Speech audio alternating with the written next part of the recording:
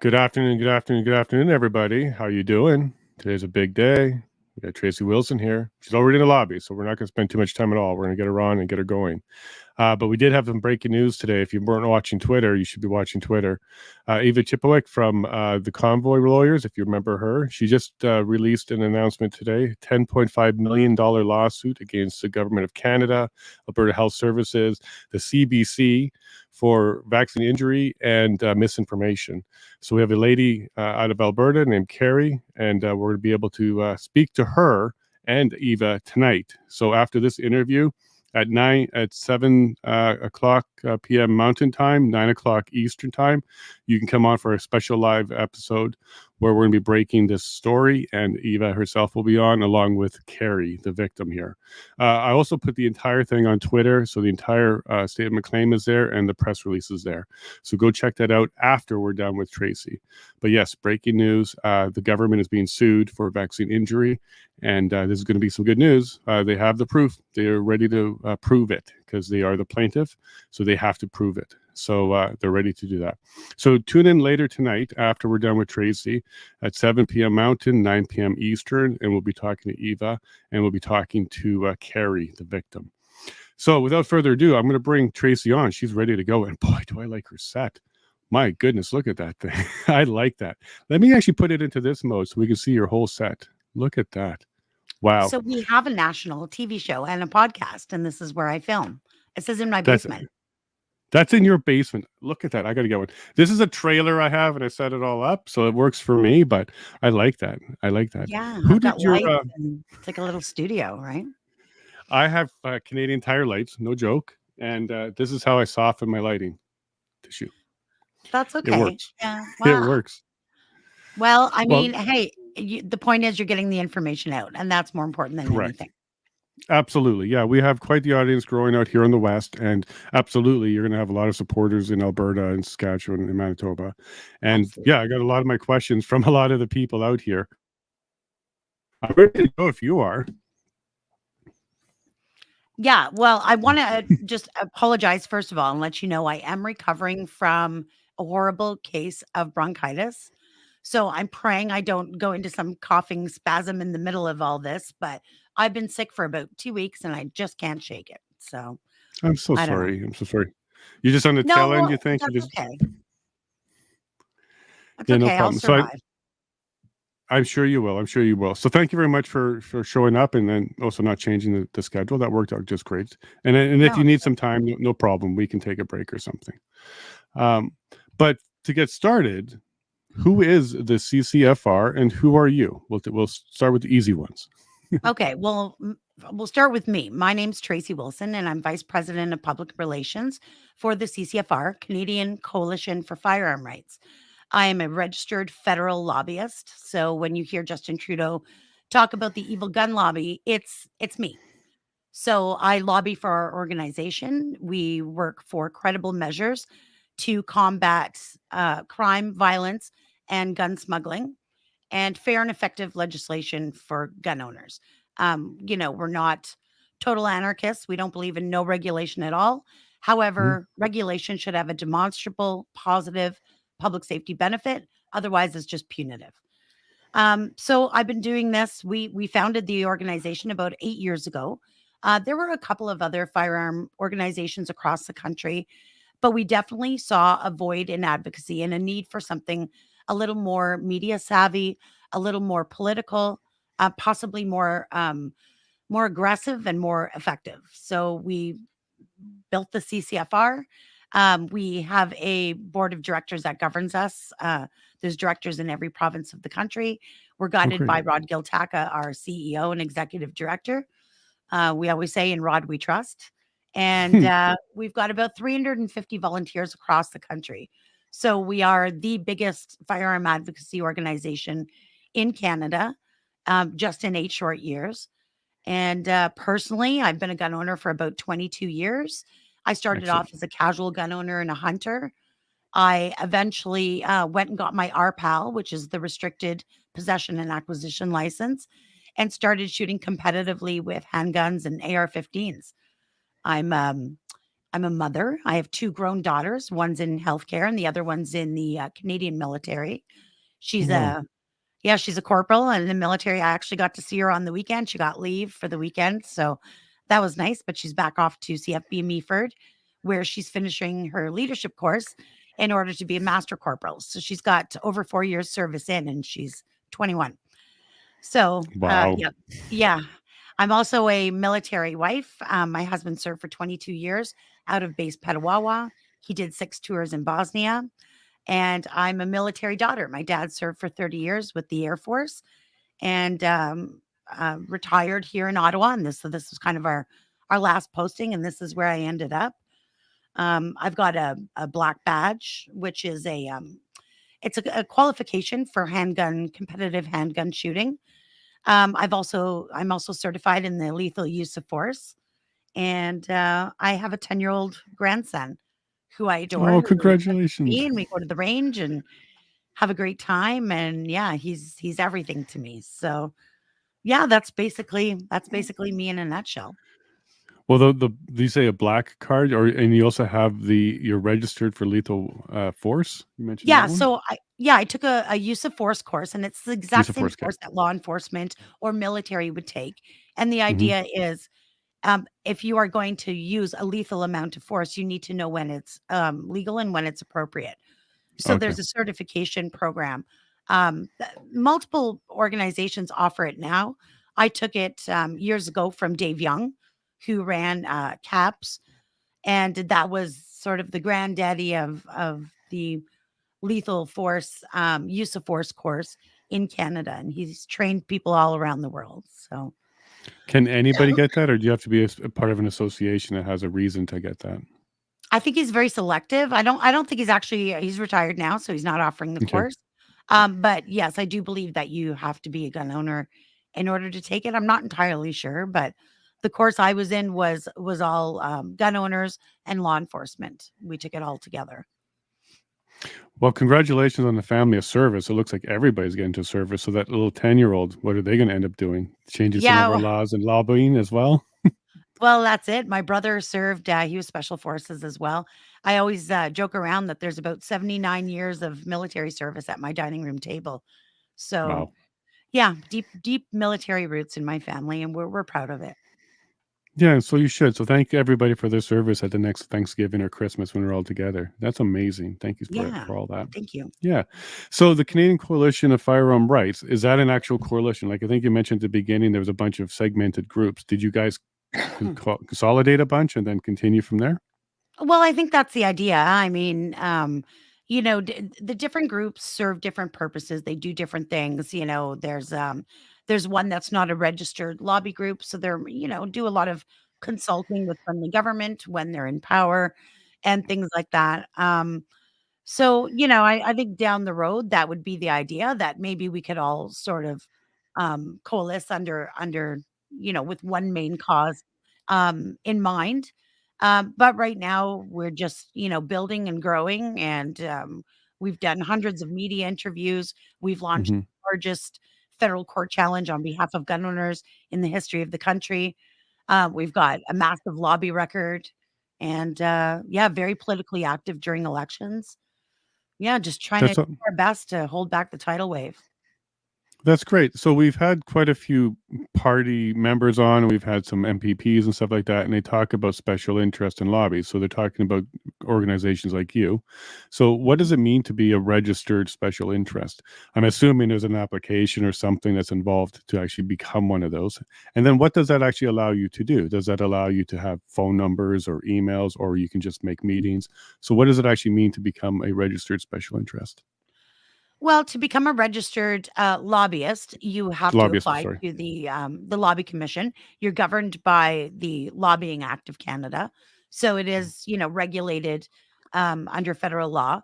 And I have reporting obligations. So if I meet with a lawmaker or a policy developer, whether it be in the House of Commons or the Senate, I'm obligated to, of course, report that lobbying activity Okay. and the topics. I don't have to report on what we talked about or what was discussed, but the topics of interest, which is usually criminal justice and topics like that, just high level. We don't get into details.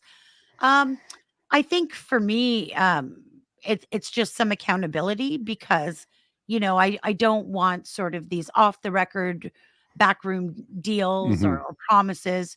I want it out in the open. I think we're kind of like the reasonable gun lobby. We don't oppose licensing. I don't appreciate it in the form that it's in. We don't Right. support the way it is now, but we think there is room. Oh, did I lose you? No, I'm here. I hear you fine. Can Yeah, you I see got you me? fine. Oh, Yeah, I can weird. see you. Oh, okay. Yeah, Everything went black for me for a minute. that Um, could be CSIS because we had Jeremy McKenzie on a couple weeks ago. oh, well, they're probably also listening to me as well, but Hey guys.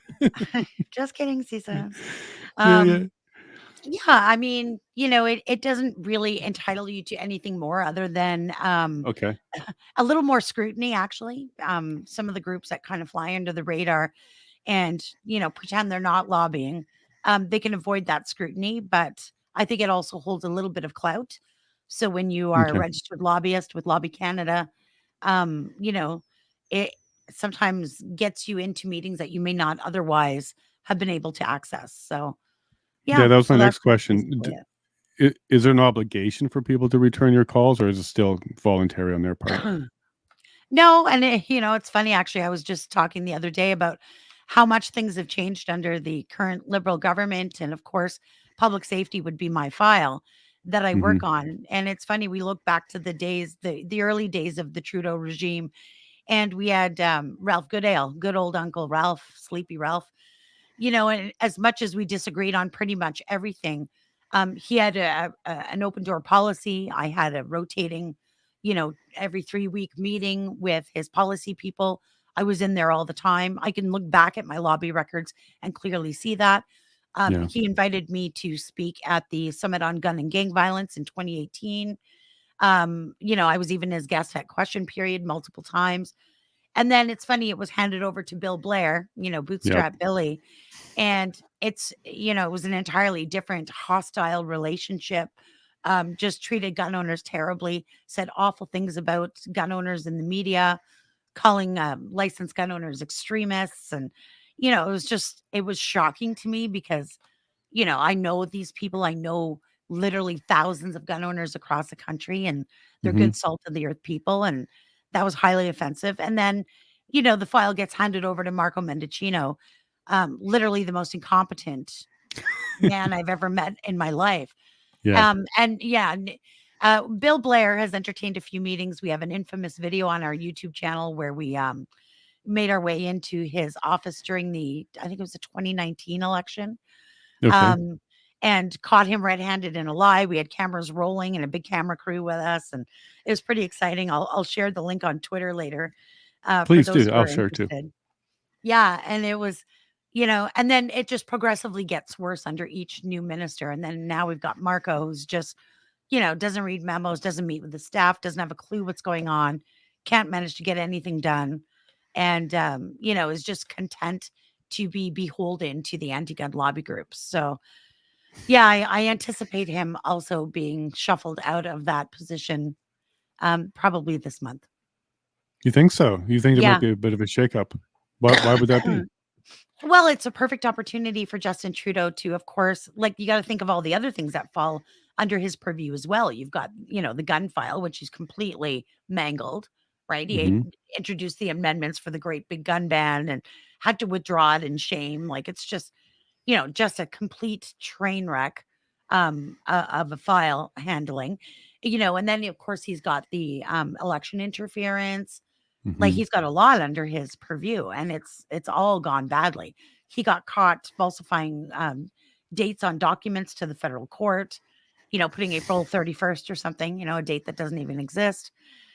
It's just, just complete mismanagement, and it's like he's an educated guy. He was a lawyer in his previous position, and I don't understand how he can just totally like the whole department is in flames, right? So I Right. think rather than Trudeau going down in flames with it, I anticipate him throwing Marco right under the bus, letting him go down for it, and then Trudeau can say, "There you go, I've cleaned it up." So Well, we were wondering that about the POEC as well, because Marco had some issues there, especially with Yes. how we handled Alberta and the RCMP and the Army stuff there. Yeah. So I Well, thought, and yeah, he lied, right? He said, yeah, "Please, well, we're he said demanding his it." name. He said his Yeah. name. We'll give him credit there. But everything else was pretty much hogwash.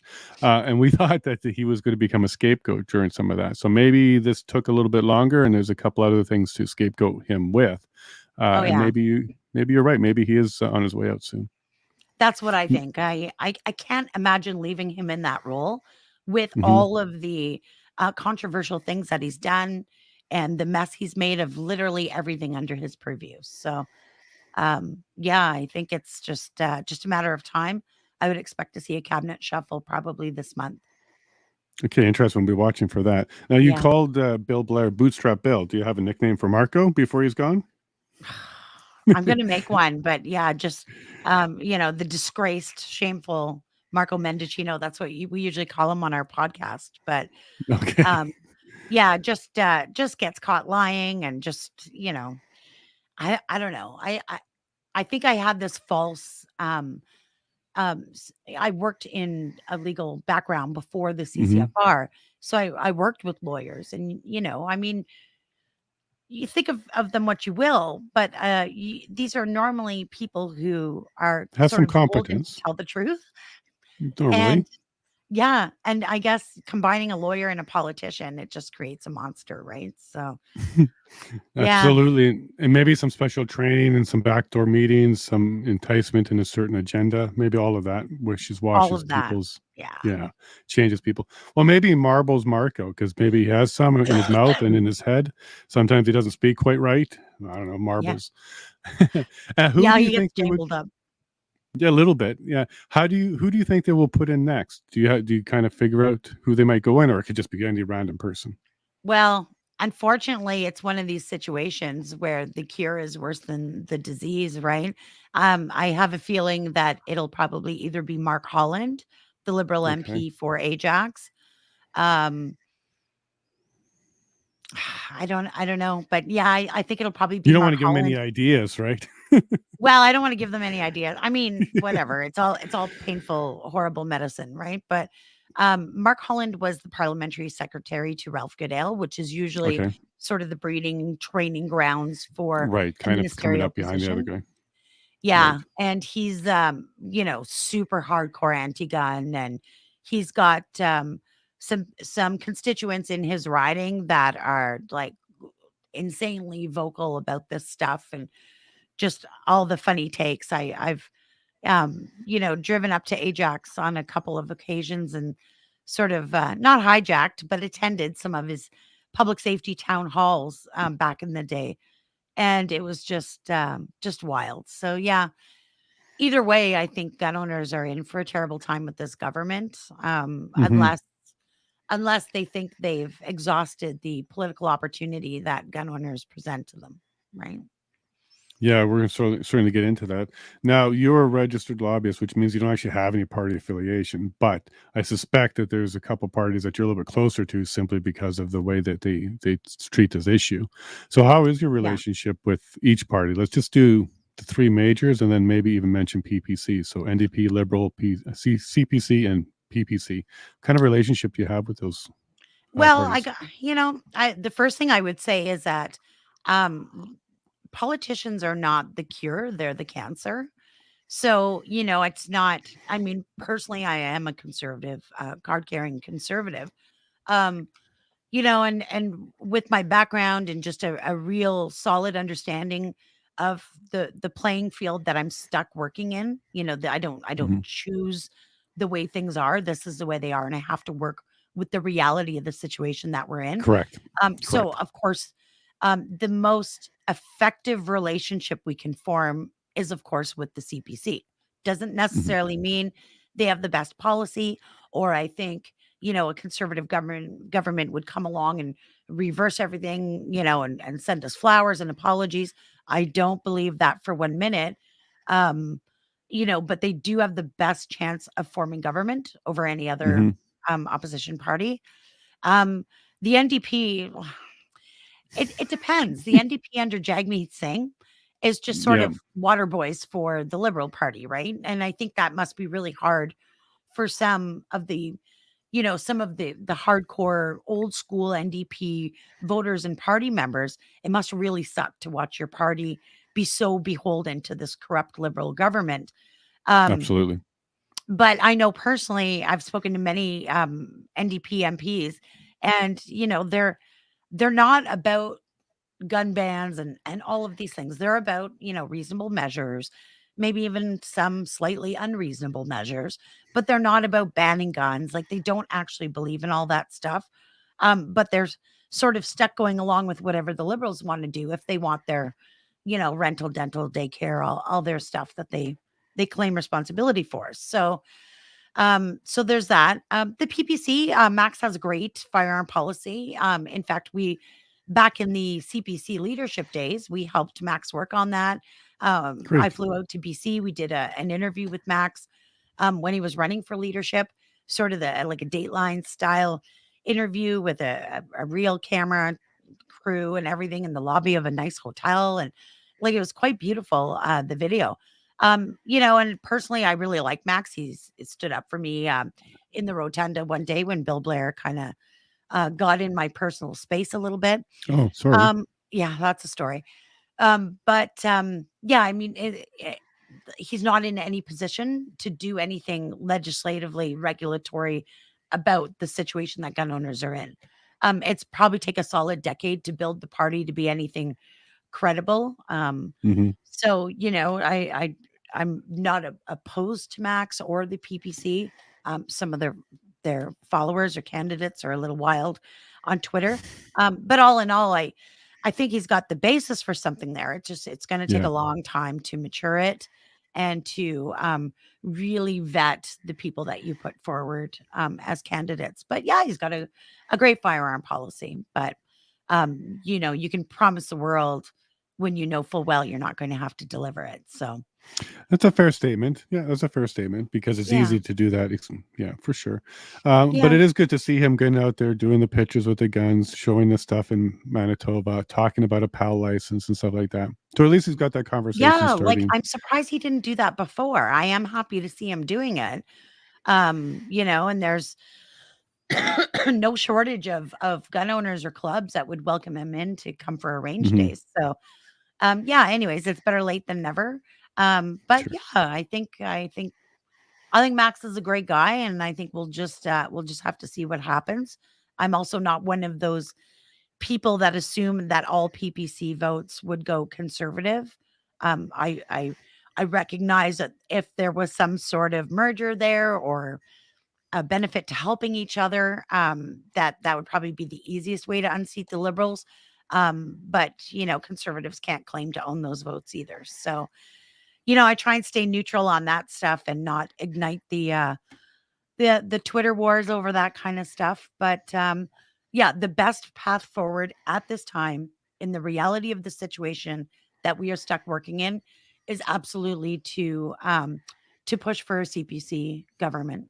That's Yeah. where we're at right now. I mean, down the road things may be looking totally different, but that's the reality at this time.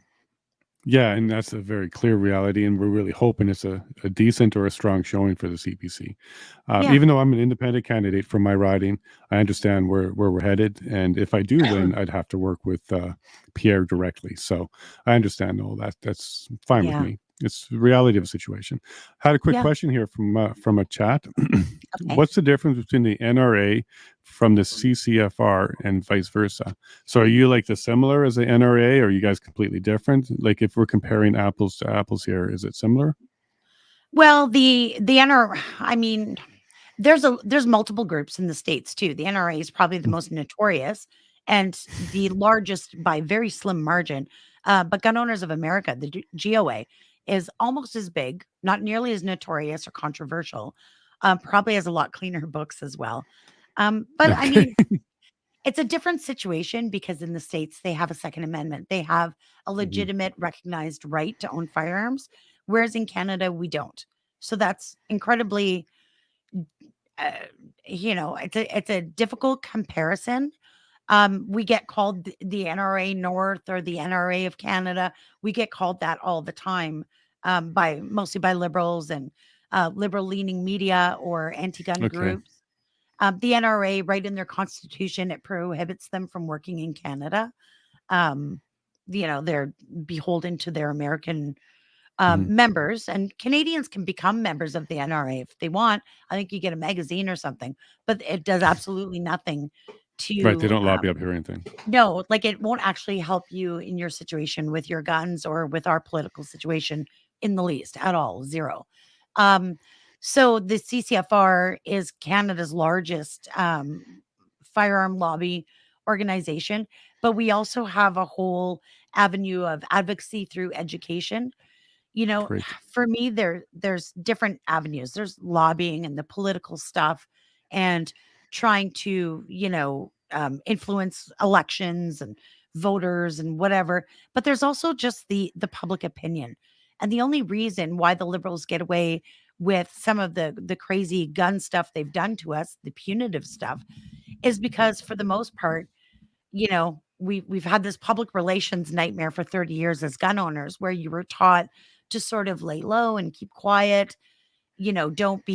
Don't put gun stickers on your vehicles or wear gun shirts, don't advertise that you're a gun owner, lay low and keep your head down, and maybe they won't come after you. Well, that got us exactly where we are now, and that's a Correct. problem because the majority of Canadians didn't even know that we owned handguns and AR-15s. They didn't even know that. So, of course, with the Hollywood and the American news and everything else, of course, they don't even want us to have that stuff. So we've got a public relations problem, and that's sort of the goal of the CCFR is to change that. I mean, every gun owner knows the very best way to influence someone's opinions about guns and gun ownership is to take them to the range. You can fight on Twitter all Hmm. day. You're not going to get anywhere, but take a group of new people out to the range and let them shoot and try it and see the safety and the protocols and the way that we do things, and you can influence their opinions, and they recognize there's a legitimate stark difference between the legal a lawful use of firearms for sporting and hunting purposes and the illegitimate use of illicit guns for crime. So yeah, that's And that's it's a long game. It's not going to happen overnight. But we've got multiple projects on the go that sort of speak to that. But yeah, we're not gonna really move forward on the gun stuff until we change the public's perception of gun owners. That's a good point that we have to also get behind you and support you as well. And we have Yeah, to be less of a society that's scared about other people having guns. We got to be accustomed to it more. And what I like right. about your idea of sending them to the gun ranges, one of the first things that I noticed when I went to my first one was how professional and serious everybody was taking it. They were being very safe and very strict and making sure that you understood. So one of the first Yeah, things people will understand if they go to a range is it's not quote unquote gun nuts or anything like that, and people no, doing things like that. They take it very seriously because it is a very serious thing. So if you haven't been to a gun range, go to it, and you're going to learn quickly that this is a professional organization and people treat this with utmost respect because it is a very serious item. And I think people should do more of that. Now, when you join the CCFR, what do you get as a member? So first, you get you guys going out there fighting for the rights and sticking it to the other side of the government. But do we have like insurance or other yes. stuff that people? Okay, so go ahead and talk about some member benefits for the Yeah, CCFR. so, this is cheap. We're talking about the cost of a box of shells, right? An individual membership for an entire year is $40. Yeah, There's I student, like your unit senior, of and measure, by the way. yeah, well, That and, that's the way I think about it, right? At the end of the I mean, I can barely go to the pub and get a beer and a nacho for $40. But right. for an entire year, I can have a CCFR membership for that, and it comes with $5 million in personal liability insurance. And people are Mhm. like, "Well, why would you need that?" And here's the thing, as a gun owner, it protects you in all your legal shooting and fishing, actually, activities. Um, that's hunting, sports shooting, if you're a farmer or rancher and you're defending your livestock against predators, anything, even if you're out in the back 40 plinking at cans, or you're at the range in a competition, or you're hunting. It doesn't matter what you're doing, as long as you're doing something, a legal activity. If you were to damage someone's property or accidentally injure someone, you're protected for up to $5 million should Okay. you be sued, right? We also have a legal defense option. That's about $85 a year, which I have, and that protects you should you be charged with an offense. So it's Like, criminal, anything, right? yeah, like transport or storage laws. Like Canada has a very robust gun control system that includes safe storage laws, includes certain ways that you have to transport your guns. Um, Hmm. you know, all of those things. So should you breach something and get a charge, this will pay your legal fees. And half the time, we all know this, in any court situation, the process is the punishment, right? So you Yes, can yes. Mm. you can get off on the charges, but it's going to cost you 40 grand in legal fees. Well, I have the insurance, I pay it once a year, and I just, I don't have to worry about that. But yeah, the membership includes that liability insurance. It helps us bolster our numbers, because a lot of times when I'm meeting with lawmakers or policy decision people, that's one of the first questions with any stakeholder group is, how many people are you representing? Now, Hmm. of course, I like to think we represent 2.3 million gun owners, because they benefit from our work, whether they join or not. Right.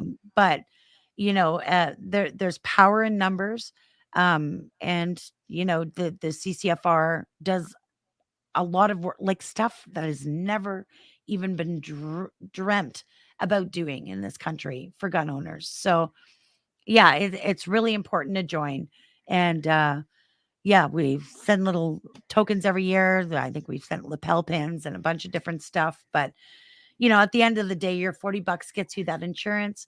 It gets you the ability to know that you're doing your part in Hmm. standing united with other gun owners and saying, hey, let's stop chasing around gun owners, and let's focus on reducing crime, violence, and gun smuggling. So, And you also yeah, go on to shows to provide education like this. So thank you very much for doing that. yeah, And what I'm going to do is now we're going to go into Bill C-21. A lot of people know that this is related to guns, but they don't know yes. really what it's about. We know that we don't want it, but what does it really mean? And what did it actually start causing us to have less of? Which particular rights, and what is it? Like, we know that there was a bunch of long guns put on there. Was a bunch of other stuff registered there. So how about you take us through maybe the draft when you first started to see it, and then as it goes through the House, and then the Senate, and then where we are today, if you don't mind. Yeah, so it's morphed quite a bit. Originally, when Hmm. C-21 was introduced well over a year ago, it was introduced as a way to codify the handgun freeze in legislation. So there's two ways that the government can make rules. There's legislation, which follows the regular parliamentary process, where it gets debated in the House of Commons and MPs get to speak to it. It gets sent to a committee for study. Expert witnesses get to come and speak to it. There's some study of it, possibly some amendments. Then it goes through the same process at the Senate, and then it goes for a final vote. That's the normal way that laws should be made. And Hmm. you know, democracy is dangerous, but that's the fair way to do things. This government likes to use regulation. A regulation is an order in council, and it would be similar to an executive order in the United States, where they basically just deem something Say so. and say so, and that's it. It's right then. There's no debate, there's no democracy, there's no parliamentary process. So that's what they did with handguns. First, they decided to choose a random date where they would freeze sales of handguns, and it was, I think down the road in a couple of months.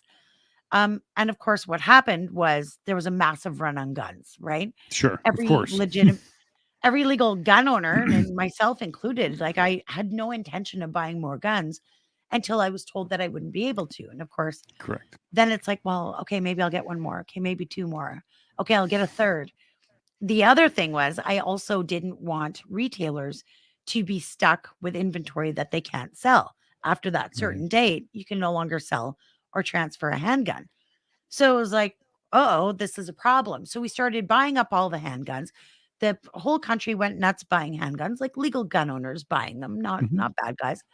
And basically we bought them all out, but the date still hadn't arrived. So retailers and distributors started importing new ones because we weren't at the date yet. So it was like, hey, let's replenish our stock. We'll order another shipment. And the liberals looked foolish because, here we went from about 1 million legally owned handguns. That number was rising by the day.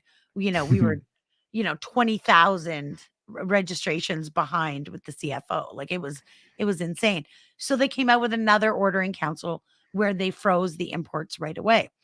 So Oh, as wow. it stands right now, all of that is in place through ordering council, through executive order. So you cannot buy, sell, or transfer your handguns. Now we are allowed to continue using the ones we've got. However, if I was to get hit by a car tomorrow, my adult children who have the exact same Yeah. gun license I do cannot inherit my property. It has to be given to police and destroyed, which is insane. We're talking about thousands and thousands of dollars of stuff that I own, right? So an OIC is dangerous, regulation is dangerous because it circumvents the parliamentary process. However, an OIC or regulation can be overturned with another OIC, and you don't need a majority government to do it because there's no vote. You just do it. Right. Right. So So you as expect long Pierre to take care of those then? yeah, basically, if we found ourselves in position to have an election and Pierre could just drop an OIC, reversing all that, and it would be a done deal. Excuse me. So the government, the liberal government, is very eager to, of course, codify that handgun freezing Right. legislation, so it's not so easily undone. So C-21 had that in it. It's got some red and yellow flag measures, which even women's victim of violence groups are opposing because it really puts the victim in a really bad position. Canada already has red flag laws. Pick up the phone and call the cops and see how Hmm. quickly they respond to a gun call. And you're talking, it'll be an ERT response. If I was victimizing somebody here, beating my daughter or something, and she called the police and reported that I own guns, you watch how they come to my door, right? They'll be there quick. Yeah. Yeah. And at the same time, you can also, if it's not an imminent threat, you just have safety concerns about a gun owner, you can already report those. So, we already have a system in place, and the liberals claim they were trying to improve it. However, I think they've made it, far worse. Um, Originally, there was no ghost gun measures. And, I didn't even myself really understand what they were talking about ghost guns. I've Those since are printed guns. Yeah, so I went to some workshops with RCMPN West out west when I was in Alberta, and it's interesting because I was like, "Come on, you can't like a gun is a very intricate mechanical So you got a thing." lesson on just 3D printing, is what you're about to say. Yeah, and I'm like, "There's no way you could 3D print that out of plastic, you know?" Oh yeah, you can. Oh Yeah, yeah, you you can. can. Mhm. So I actually got to see some and hold them and see, the different stages of the printing process and see these were actual seized ghost guns. Now, of course, there's a couple of parts that are very difficult, but not impossible to print. However, just to buy those parts, you didn't need a gun license because they weren't guns. Right. They were just parts. So what was happening was you've got people, manufacturing these plastic printed guns and then just going and buying, the couple of pieces they need, like maybe trigger assembly or a barrel or whatever. And they were Mhm. able to just go buy them, which part of C-21 now requires a license if you wanted to go buy gun parts. I don't really see that as very cumbersome because we need that now to buy ammo. I don't know. I mean, maybe it'll make a difference. It probably won't. At the end of the day, they're still printing all this stuff. So, um, and then originally They'll C-21, find a way around that, by the way, just so you well, know. yeah. I Yeah, mean, it's because like trying to stop water from running. It's yeah, you can't really stop it, but if there's a couple of things you can do to make it more difficult, so be it. Um, and then another major element that was in C-21 originally was a ban on airsoft, which oh, like pellet guns. yeah, like toy guns. People Mhm. go to the airsoft fields or the paintball fields and, run around and play these paintball or airsoft games. And they were banning them because there are people who have misuse those guns. Some of them look very real, and that's kind of the idea is you buy these cool guns. It looks just like an AR, and you go play with your buddies. But yeah, some people were misusing them. Instead of dealing with those people misusing them, of course, to the liberals, everything, when you're holding a hammer, everything looks like a nail. Like a So nail. Yep. yeah, so they wanted to ban them. Now, through committee work, there's been a ton of amendments, and I'm talking like 150 amendments. Things were introduced like G4 and G46, which were government amendments that would basically have been a sweeping semi auto rifle and shotgun ban, which came out of nowhere, was never part of the original bill, entirely outside the scope of the legislation and should have been ruled that way right away. But of course, the Liberals were really eager to try and sneak that in. We called it the hunting gun ban because it would have banned Yep. every single one of my hunting rifles, right? So um, even the Assembly of First Nations had an emergency meeting to condemn C21. So it puts the Liberals in a bad spot. Our most important relationship is with Indigenous people, and we all need reconciliation. But hey, we're coming to take your guns. Like, Right. good luck with that, right? Now, Like, did they end up getting an exception, or did they pull that one? Because I remember oh, they something just about that pulled the happening. amendments entirely. Like Yeah. Marco had to pull them disgraced because every hunting organization, trapping organization, Assembly of First Nations, even law enforcement was like, this is nuts. Like, what are you doing? Hmm. Um, and it wasn't supported by the NDP. So that's, that would have been awful awkward for everyone. They gotta be careful with that relationship. Yep. Yeah, that's pretty sensitive, right? It's the only thing holding them up. So Correct. yeah. So they removed those amendments, removed that huge semi-auto hunting gun ban, remove that, and remove the airsoft ban as well. So now we've got this bill that's been tabled, inflated to be a whole bunch of other stuff, deflated to take some stuff out, some new ghost gun measures put in. The red and yellow flag measures are still a mess. It's a total mess. And then the Liberals moved a bunch of procedural stuff like time allocation and a bunch of stuff they could do in the House to just, okay, that's it. We're done talking about it. Let's just move it forward. So it's Okay. gone off to the Senate, which has also risen for the summer. It's in second reading there, and we'll be going to committee there where we'll have an opportunity to speak against it. Now, of course, we also testified in the House against the original C21, but the new C21 or the amended C21 looks nothing like the original. So I don't know. This government is just like They're bait I and see. switching, and they're changing it along the way so much that you have to Yeah, re-argue completely from the beginning now, almost, don't you? yeah, basically that's it. I mean, the stuff we testified to a year ago in the House of Commons, a lot of that's been removed or amended right out of the bill. So Hmm. it's just the liberal way, right? They're touting it as the most significant gun control in a generation. And aside from the handgun freeze, most of the stuff is rinky dinky. In fact, even the red and yellow flag laws basically just put victims in a terrible position where Please they've got expand on to go that. to Yeah. court instead of just Oh, calling the really? cops. Like, Okay, I sorry. don't. The yellow and red flag laws require the victim to testify in court. Yeah, so right now, like, if I was an abused wife and my husband was a gun owner and I was in a felt unsafe and whatever because he's got guns here and he's abusing me. I call the police and they come here and they seize his guns and they arrest him and then, it goes to court and whatever. With the new red flag laws, I would be required to go to the courthouse myself and go and ask the judge to put an order to seize his guns. So I don't know Hmm. why removing. I think the idea was what if the abused wife is married to a cop? But I mean, Maybe, or maybe, but or maybe they just want changing. more proof that it was somebody, or they want some more witness involved, or I some don't more know. meat I to charge. It Well, and sounds the other thing backwards to is me. it's when you remove that little bit of level of filter, which is the police, right?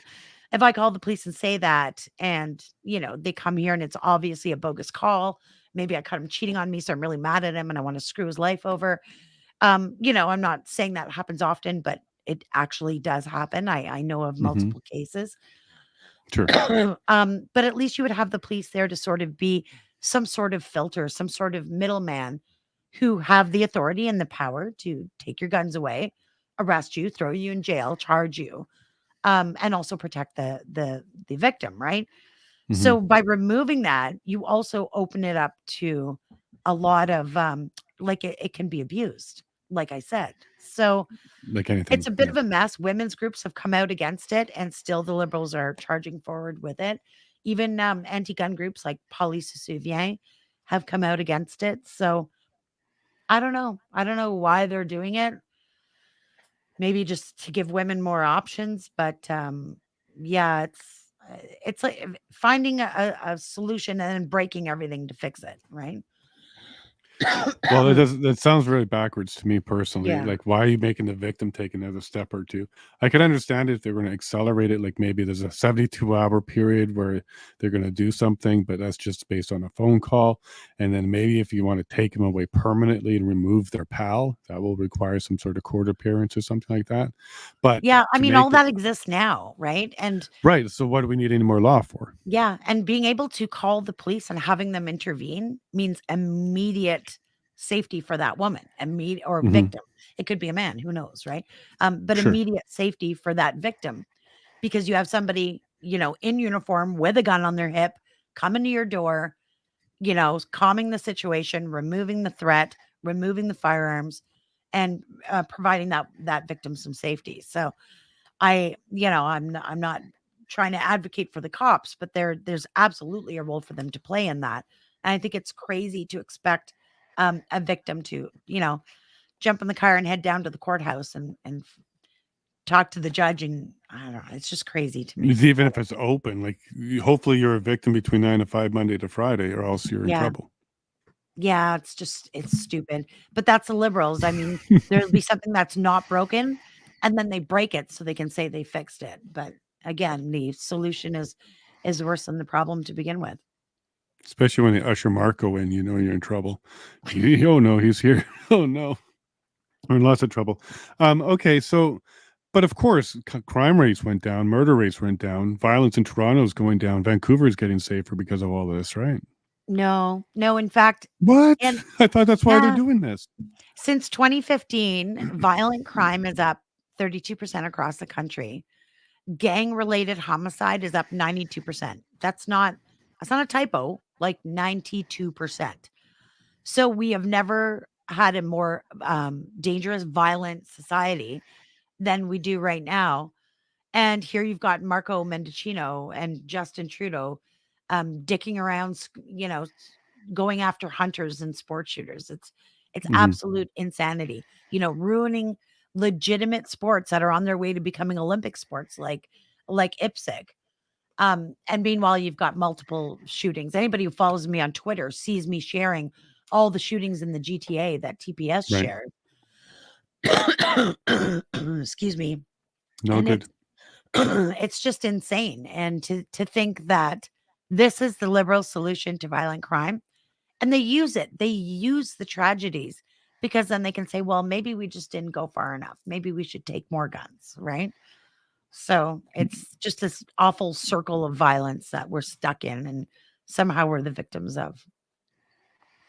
Of all this. So let me assume that the C-21 and the handgun and all of that covers the guns that the security use that protect all these people, right? Those guns are going to be registered and not be used, or do they get to keep all their security guns as well? Oh, they get to keep them and they're still able to buy Okay. them. So of Okay. course So, there's allowances for people who use guns in their line of work. So armed security guards. There's even some very special provisions for people who guard nuclear plants. I don't oppose that. To me, I think it's stupid to the defining thing that should say whether or not you can have a handgun should be your restricted firearms license. That's right. it. Whether you're using it for sport or protection at your job or whatever, a lot of times, a lot of these people are also gun owners. My range here in Ottawa, we've got Ottawa Police Services, the OPP, the RCMP, and Parliamentary Protective Services. We all shoot together at the range. Like Hmm. they are also gun owners. So Yeah, I was It's going to get to them next on what their take on this is too. But I think you just showed me a loophole. So I just need to get into nuclear fission and generate power with nuclear stuff, and I can have protection here. yeah, that's right. All right, so we're going to start selling some nuclear fission generators, and then you can protect yourself. Okay, I'm so just yeah, those, envisioning like the Simpsons with the little nuclear thing falling in your back pocket or whatever. yeah, there we go. Yeah. Forget the solar. I got some nuclear now. That was my next question, though, was how does law enforcement see this? Because I would suspect most of them understand what a responsible gun owner is. They go through the training. A lot of them even, shoot together, like you just said there. And I could imagine that then themselves would be going, well, wait a minute. When I'm no longer a police officer, is this going to affect me? Like, I'm going to be, am I going to have to give up my Yeah. stuff as well? So what are they saying that you're talking to Oh, actual police officers? they all oppose C21. I went out, did some training with RCMP West, on the ghost gun stuff. And aside from being cops and uh, police that specifically deal with weapons enforcement, they're also gun owners in their Hmm. personal life, right? Again, most of us are all from the same community. And then you've got police chiefs across the country, the Association for Canadian Police Chiefs, the National Police Federation, which is the RCMP union. They've all testified. They'd all done media interviews. Nobody asked for this handgun freeze. Nobody asked for it, and none of them have any faith in it doing anything credible to reduce the violence that we're seeing across the country. So it's the only people that seem to really want this are possibly liberal voters and the liberals' pet anti-gun groups. So everyone else opposes it. Yeah, So absolutely. And I can see why. Like, well, everybody, because even if you want a safe community, you need them. So I don't know if Marco would be fine with us putting signs around his house that say gun free zone because you're yeah. just inviting crime, right? Because Oh I yeah. prefer to have my community say, heavily armed zone to let people know this is not where you need to be. Would you be for that if we would start putting up signs that say gun owners, gun owners, gun owners, and we started putting these on the front of our house? Well, I mean, for me, there's two sides to that because there is the side where you don't want to put yourself at risk of, possibly being broken into because the Right, and that's problem the is, argument and that's what they teach us in training is to kind of hide your guns, keep it away, and don't even tell your neighbors about it for yeah, that I purpose. mean, my neighbors all know my car has got sitting out my Well, laneway here in suburbia. It's full of gun stickers. It doesn't take a brain surgeon to figure out that I'm a gun owner. Of course, I also go over and above. I've got perimeter alarms and I've got cameras. I've got all that stuff, right? mhm, That's what happens when you have a veteran husband, right? If they fair breach enough. my And also when perimeter, you're a public I know figure it. as yourself too. Yeah. Yeah. But at the like a lot of times law enforcement, it's funny. I was actually just talking to a cop on the weekend and he was telling me how a street gun, so like an illegal illicit smuggled handgun in Toronto, Mhm. was going for like 2 grand, right? You could buy one for like 2 grand on the streets of Toronto in the back alleys. And he told me that it's going up now anywhere between five and $10,000 Oh since this wow. handgun freeze, because criminals sort of are monopolizing on the fact that they're saying, well, maybe there'll be less guns or whatever. For some reason, I mean, the handgun freeze doesn't actually have any impact on smuggled guns, so Mhm. it doesn't really equate. But at the same time, it's sort of driving um, this weird thing that's going on where street guns are becoming more expensive. And I think that's also leading to a lot more of the illicit manufacturing. I mean, whether you're doing 3D printing or you go to Home Depot and buy some plumbing supplies, Right. you can absolutely manufacture a gun at home. It's not legal to do, but people do it, and we see them do it. But yeah, I mean, I'm loud and proud about being a gun owner, and people ask me, "Are you worried you'll be broken into?" And I'm like, "My house is the last place you'd ever want to break into." So, no, I am not concerned about that. But I recognize not everybody's in the same position as me. I've spent a Sure. lot of money and effort kind of fortifying my home, and I got a little boy living here too. So everything's stored very carefully and properly. Mhm. And we go a little bit over and above what the required storage regulations are. But I Sure. recognize not everybody has that opportunity. But yeah, my house is probably the last place you'd want to darken a doorway with bad intentions. Absolutely, and we've seen in the States when there are gun-free zones like schools and stuff like that, these actually become dangerous places for people Yeah. who actually bring guns there and do that kind of thing. Now, in Canada, we don't really do that, right? Guns aren't in the schools either. But how do you feel about that when they do that in the States? Do you think they're Well, actually making good choices, or is this actually causing a place to be a soft target? well, I mean, you've got places like Chicago where, it's got some of the strictest gun control and yet some of the highest shooting rates, just like Mexico, where it's almost impossible to own a gun. And yet, one of the highest firearm homicide rates in the world. So, this idea that more guns equals more death is, undeniably false. Um, I there's an old saying like an armed society is a polite society. And, Hmm. I have my own feelings about being able to carry. I have my own feelings about all of that. The CCFR does have policies on it. We do support the idea behind it. We are a million light years away from ever being able to, really have a discussion about that publicly. But Hmm. at the same time, you see more and more of this crazy violence, random acts of violence. A woman being set on fire at the TTC, waiting for the bus. She died later from her injuries. I can't even fathom like the terror and the horror that that woman went through. And then, of course, her family having to watch her suffer through all that and then eventually lose her life for what? Like, 16-year-old boy stabbed at a bus stop. Like, I don't know. I think people ask me all the time, if you were able to carry, would you? And I say, yeah, I Hmm. think I would. It would be a time and a place kind of decision. I'm probably wouldn't go volunteer at my grandson's school and carry, but yeah, Right. leaving a late night lobby meeting downtown at 10:30 at night and walking down Rideau Street is terrifying.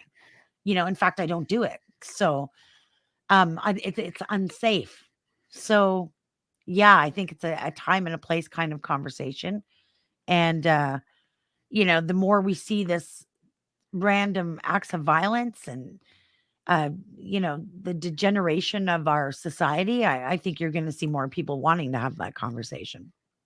I think so too, because as you disarm the innocent, the people that are good with their weapons, and then the other side's arming, you're just becoming a lot softer of a target. And I don't understand why they don't think home invasion and other things will go skyrocketing now when this is an issue. Now, Yeah. right now, what's in the C-21 that you're most concerned about passing if it does go through all the way through the Senate? What's the most concerning piece of it right now? Well, the worst part of all right now is the handgun freeze. Codifying that in legislation would make And it that's it. difficult, if not impossible, to overturn down the road for a conservative government unless they got a majority, which I don't know if we'll ever see that again in this country as a conservative majority. I don't know. This liberal party seems bulletproof, but um Pun I intended. pun intended, yeah. Well, he gets away with everything, right? It doesn't matter how horrible or corrupt or whatever, divisive or disgusting Yeah. things that they do. It just seems to just roll off the backs of Canadians for some reason. But um yeah, so that the handgun freeze to me is the most important reason to stall, if not kill, C-21. I would like that bill to be completely scrapped. I'd love to see them go back to the drawing table and come up with a really like robust, comprehensive bill that would tackle some of the problems we're seeing, like smuggling, like, illicit manufacturing of guns, like focus on the actual problem. So, like Um, criminal charges for the smugglers, yes, increase the fines, search at the bail border more. reform. Like there's a whole slate of things that we could do that would absolutely have a positive benefit for public safety before we started talking about banning guns from legal owners. But again, there's a government that's a hammer, everything looks like a nail. Yep. Yep. Um so yeah, the handgun freeze is absolutely the worst part. I also really really oppose the red flag laws that are in Okay. there because I think it puts women, well, victims of violence, I think it puts them in a vulnerable position, and I would never want to see that. Um, Hmm. But yeah, the handgun stuff, for sure, because I think it would be a very long time or an arduous job to try and have that reversed. It would require legislation and it would require a majority vote, whether it's a majority conservative government or a conservative being supported by one of the other parties. But I Right. don't see that happening either. No, not So, right away. yeah, Yeah. So if it passes, do you, and right now there's no language in there for confiscation or taking away current guns. There's some right. grandfathering language in there that lets you keep what you got, but Yeah. there's nothing about collecting them. Do you see that coming next? Is there going to be, because first they went after longer guns, now they're going after handguns. Now are they going to try and collect them? What do you think? Yeah. Did you? Well, they've done it in stages, right? We had the very first gun ban, which was back in May of 2020. I call it the Mhm. AR-15 ban, but that banned our Right. AR-15s and then, almost 2,000 other models and variants of rifles. Um, and that's still actually in place right now through an Right. OIC. That's what we're fighting in court. And we want an answer to that question that it's actually a property rights question. Can the government step into your life? And even though you've done nothing to warrant it, nothing to deserve it, can they step into your life and take your legally acquired possessions from you? Like, can they do that? I mean, I've owned my AR-15 for decades, right? Like, I've never hurt anybody with it. It's a simple, very small caliber sporting rifle. It only holds 5 rounds. Like, I've you can only use it at a government approved range. Like, I to ban it to me is crazy. Now they ban them and they promise to come and take them. But that's also been 3 years and they haven't taken one. I don't think they know how, and I think it's actually virtually impossible to try and collect them. So, we're fighting that in court. We had our trial in April, 8-day hearing here in Ottawa in the federal court in the Supreme Court building, and we are waiting for a legal decision to come down from the Associate Chief Justice on that. So we'll see. We'll answer that sort of definitive question. Can the government do that to you? I mean, we haven't done anything to deserve this. They don't have a legitimate reason to do it other than the fact that they can, and it's political. So we want to know if it's legal. If it's not, and we get that overturned, there's a really good chance too that we can apply that same logic and that same decision to the handgun freeze if C-21 hasn't received royal assent. So it's very complicated because you've got the AR-15 ban, the handgun freeze, and then they tried this third hunting gun ban, which they had to pull back. Now, Right. I know ultimately the Liberals would have loved to ban handguns outright, but by freezing them, they sort of let themselves off the hook because they're saying, okay, we're stopping the market, we're freezing the market, so there'll be no more legal handguns coming into the country. So whatever's there is there now, and upon the owner's death, they must be, turned over to police for destruction, and eventually, generationally, like once we're all dead, then there won't be any more handguns in the country. That's the idea behind it, right? And of course, there's no compensation, so it costs them nothing. So it's, So they a far trickier way to do it. so they really Um, implemented over my dead hands policy. They're going to come after your guns when you die.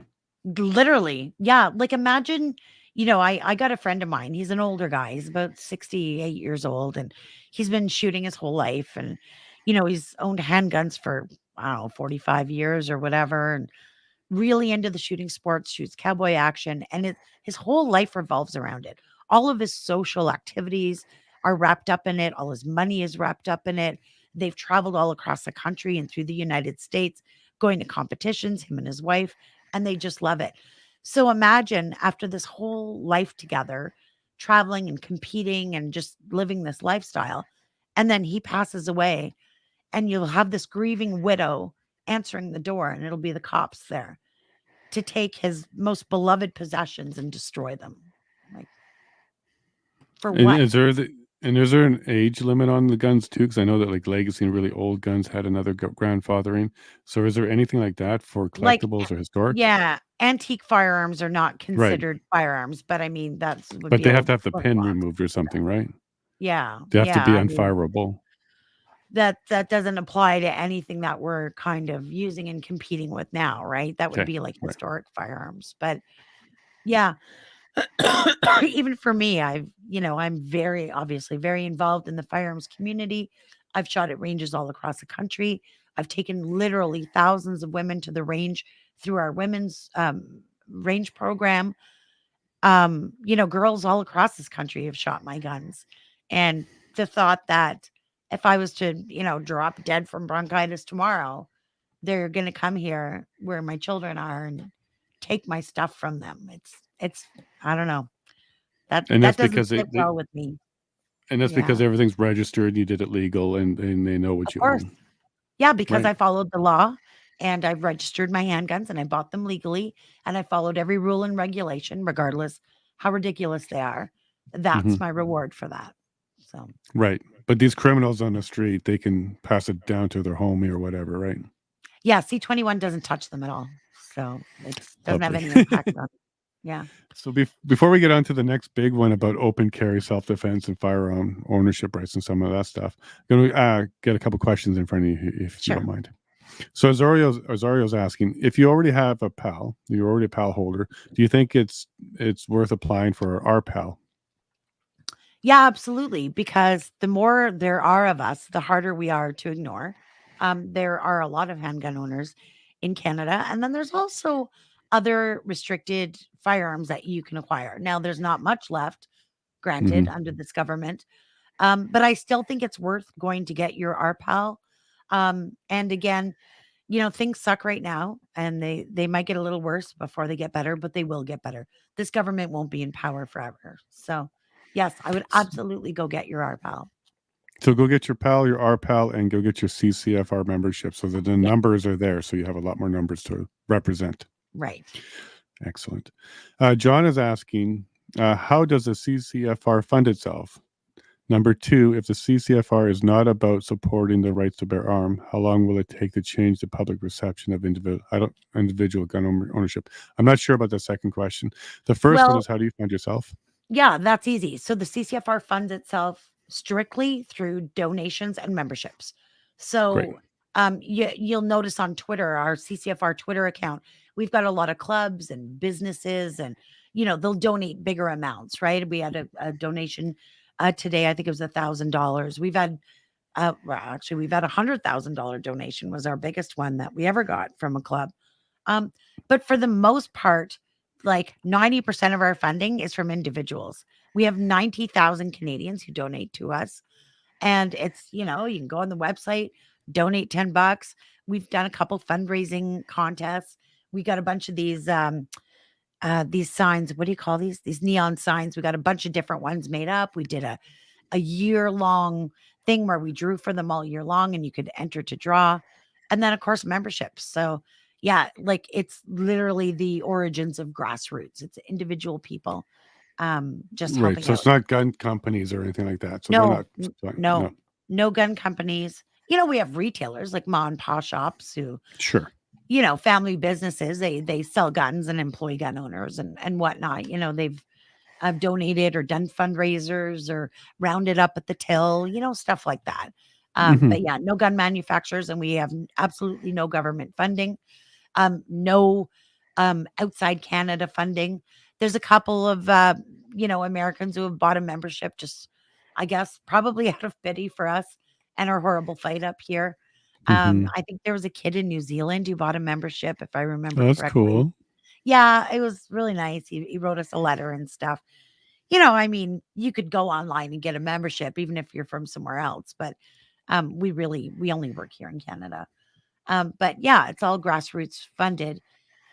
And then it's not about that we're not about supporting the right to bear arms. We don't have that right in Canada.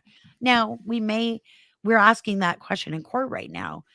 Do we have a right to property, right? Correct. And there's even in the Firearms Act, there's a section that talks about that the government cannot prohibit firearms that are legitimate for hunting and sporting use, right? Or hunting use. So there's some things that we're trying to work on there through the courts to establish some sort of I guess, roundabout property rights. But as far as like an actual like Second Amendment right to own firearms, we don't have that in Canada. So No. it's not that we don't support it, it's that it doesn't exist. So we can't, Right. I can't promote something that doesn't exist in Canada. Do I wish it did? Well, yeah, my job would be a heck of a lot easier, right? It's a hard Right. sell convincing Canadians that we should be allowed to have handguns and AR-15s. That's the But second part of his question is how do we convince Canadians? take them to the range. So we've got a bunch of different projects that we're working on. The CCFR is the only national advocacy organization with a women's program, and it's a lot of fun. We're a group of girls. We do our own fundraising, so it doesn't come out of member dollars. We raise about 40 or 50 grand a year. We actually do a calendar.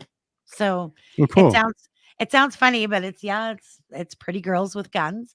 But we just get together, we get a bunch of girls together, we produce this calendar, we sell it, and the proceeds from selling the calendar we use to pay for ladies' range days or sponsor ladies' range days all across the country.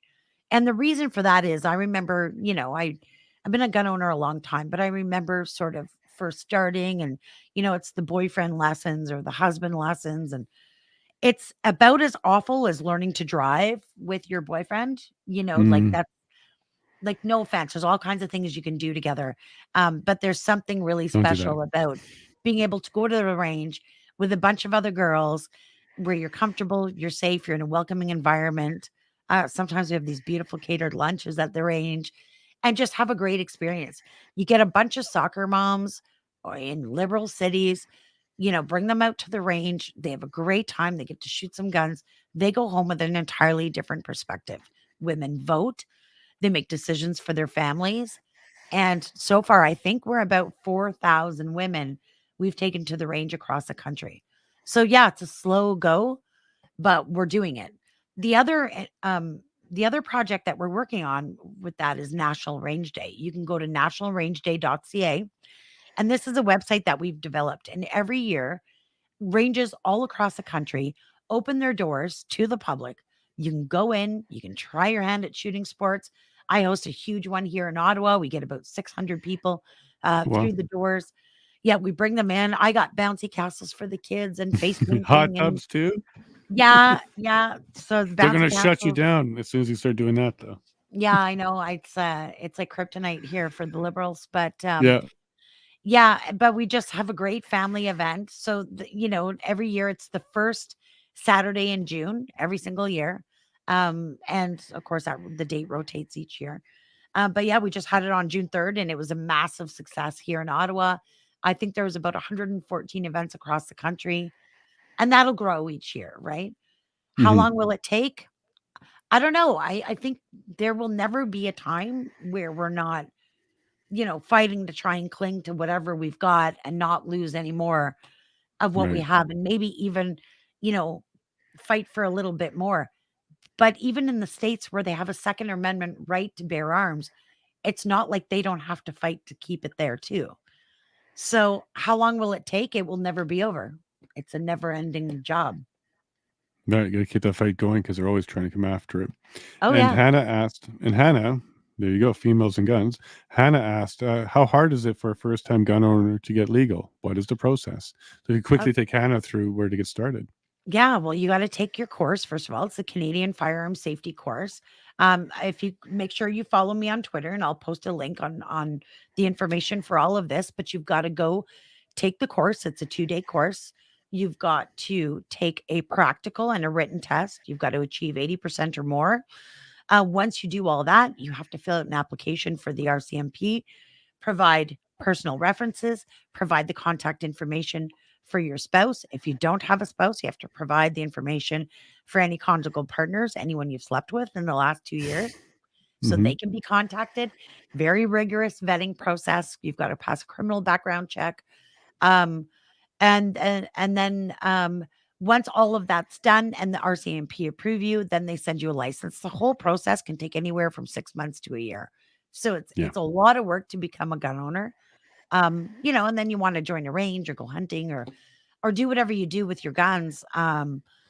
But yeah, it is a long process. I know there's quite a few MPs that we've had them go through the process to try it for themselves and see. And Of course, once you do have that firearms license, you are one of Canada's most vetted citizens because Yeah. every single day your name is run through CPIC, which is like a daily background check every single day. Right. We are um, more vetted or more scrutinized than even sexual predators or any of those bad guys out there. Like, yeah, we are Canada's Do safest citizens. Yeah, you would actually think because of that, you would encourage people to go ahead and hold their PAL because they actually have to stand up to a certain standard to get it and maintain that standard too. Yeah, like, Um, you can very easily lose it, like an incident of road rage at a red light, and it could be all over for you. So, I find gun owners as a gun owner, you have to carry yourself in a different way mhm, because you have something really big to lose, right? And if you lose your license, they come and take your guns. So, it's, correct. yeah, it's to me, it's, as a mother of 2 daughters, I always joked around and said, "That's what I need you to date someone with a gun license because then I know he's been vetted and daily Vetted. background checked?" That'd be great. The daughter brings some guy home and say, "Okay, what's your PAL number? Yeah, well, Five and I seven eight need to four put four it two." on my resume because for an employer, I mean, forget, all these other background checks employers want you to get. Like, I'm an RPAL holder. I am like the most vetted citizen in this country. Come So, this way to our secrets right here. We yes, can show them right? all to you.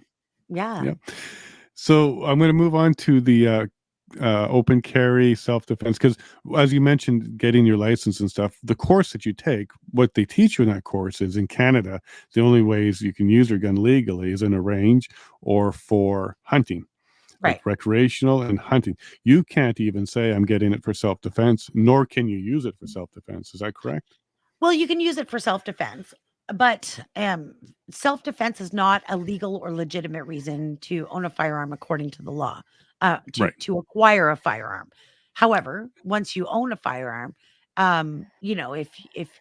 if your life is in jeopardy, you can absolutely every Canadian has the right to protect their life or the life of those in their care, um, up to and including lethal force. Now, the thing is, with the very strict storage laws in Canada, the chances of you having access to your firearms should something terrible happen are pretty nil, right? You Hmm. think about what that really looks like in the context of this conversation. And let's say it's 2 in the morning and your front door gets kicked in and somebody's coming up the stairs. The opportunity for you to get that firearm, unlock it, remove the trigger lock, unlock the ammo, load the magazine, put the magazine in the gun. Like, your chances are very limited. It's Hmm. not impossible. There's, biometric safes and there's, ways and training and practice that you can do to make that quicker. But yeah, it's not a legitimate reason to acquire a firearm, but you can protect your life with anything, right? A So any car, weapon. whatever, right? Um, in Canada, very few people can carry. Of course, law enforcement, armed security detail, licensed armored carriers, stuff like that. There's also a wilderness carry permit. This is exclusively for trappers or people working in northern remote communities. If you're working a trap line up in the Yukon, you can Hmm. apply for well, and you don't even have to be in the Yukon. I know a guy actually lives just outside of Toronto who works a trap line, out in the rural area outside the city, and he does have a wilderness protection carry permit. So when he's on his trap line, he can Right. You carry a can't take it into the sidearm. city or anything. Yeah, like anybody who's yeah, I think about it, I'm a 5'3", 5'2.5" woman. If I'm out in the bush, which I've spent a lot of time out in the bush, carrying around a shotgun isn't exactly convenient. Chances are you're going to be working on something, you lean the shotgun against a tree. If something comes at you, now you don't have your gun, right? So I get it. Of course, it would be much more convenient to have a gun on your hip, and there is allowance for that. It's fairly difficult to get, Hmm. and there's a lot of things required to keep it because, of course, they don't want to issue them. So if you let your trapping license or your trap line let it slide for a little while, take a break, they'll revoke it. So other than that, there isn't any opportunity for carry in Canada. you know, I think there's a lot of discussion about that lately because people are feeling more and more unsafe. Hmm. You look at some of the even here in Ottawa, like I've been here 35 years since it was my dad's last military posting. And I know a couple months ago, maybe a month ago, my hubby and I went downtown Rideau Street here in Ottawa, which is a fairly one of Canada's safest cities, right? Um, to go and see this concert. He wanted to go see this rap concert. It's not my deal, but you know, Sure. I entertained it and I went to see it. And it was kind of in a, like a seedy area. And I honestly haven't been down there for probably 12 years to that area.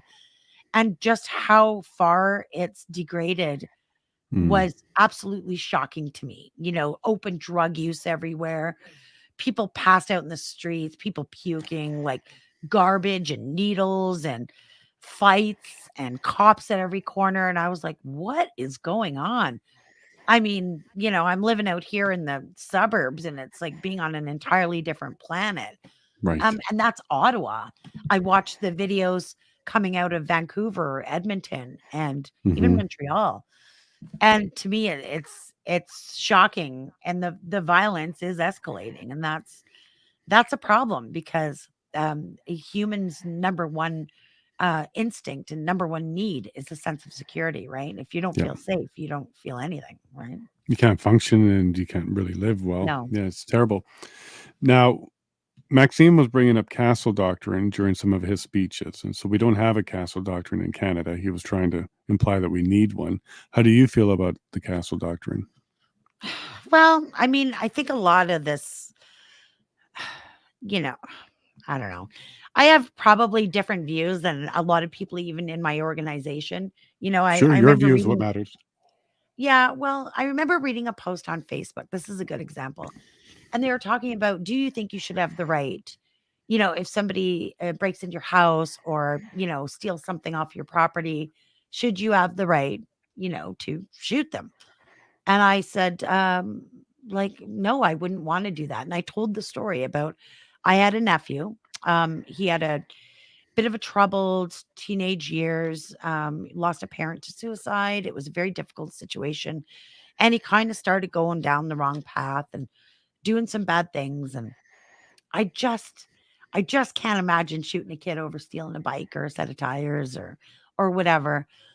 Anyways, he turned his life around. He joined the military, another one in my family. Went off to the military. He's had a beautiful career. He's a decorated soldier, married with a couple of gorgeous kids, and his whole life turned around. But you know, when he was in those younger years and doing stupid things, what if somebody had ended his life, right? Right. So I think about that, and you know, I think the easiest way to stay safe and keep yourself out of trouble is stop stealing people's stuff, stop attacking people, don't hurt people, don't, you know, if the bad guys wouldn't do these things to begin with, of course we wouldn't even need to have this conversation. But Right. that's some sort of utopian thing that's never going to happen. So, you know, I am a huge staunch believer in protecting your life against not just death, but you know, grievous bodily harm, which is the law Right. right now in Canada.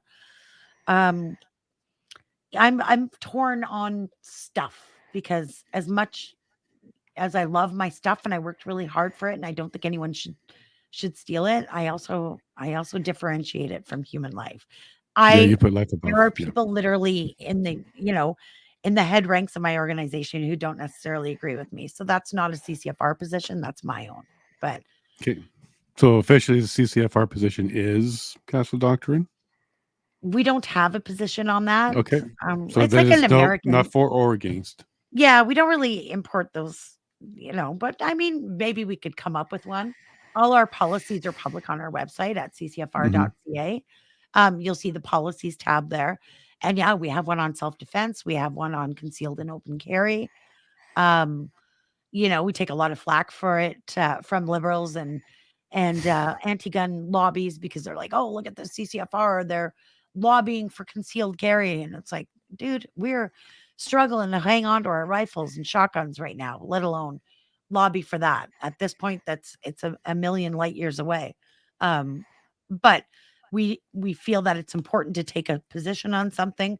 We provide a rationale for our position, and we defend it vehemently, and we stand by it. So, yeah. Well, you mentioned that gun owners are the most responsible people around. They're the most checked people around. Every day they're going through the database again, and they've taken their courses and they're responsible.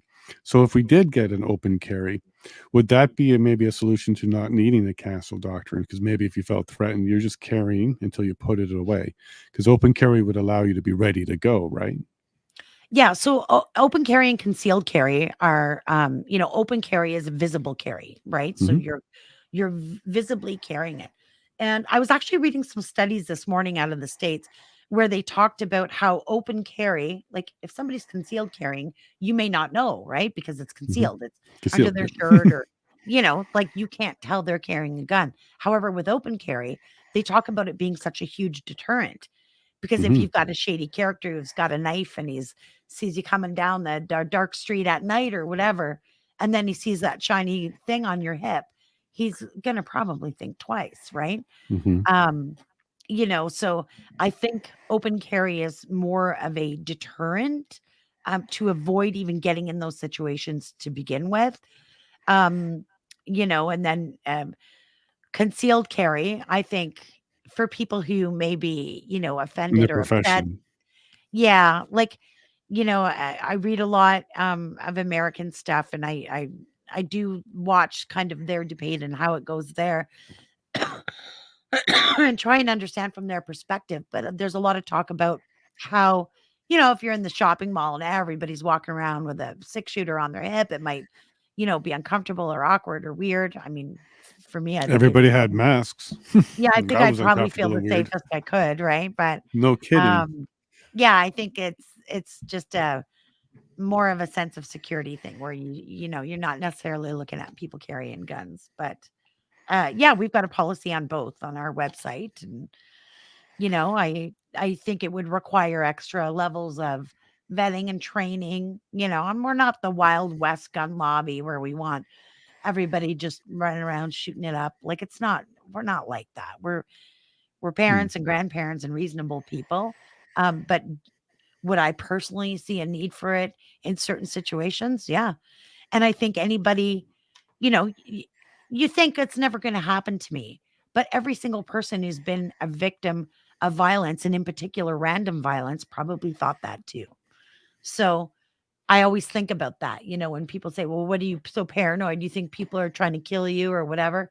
No, but I'm sure that young woman waiting for the bus at the TTC station, never in a million years imagined some guy coming up and throwing gas on her and lighting her on Right. fire, and the 100%. horrible pain and suffering she went through before she died.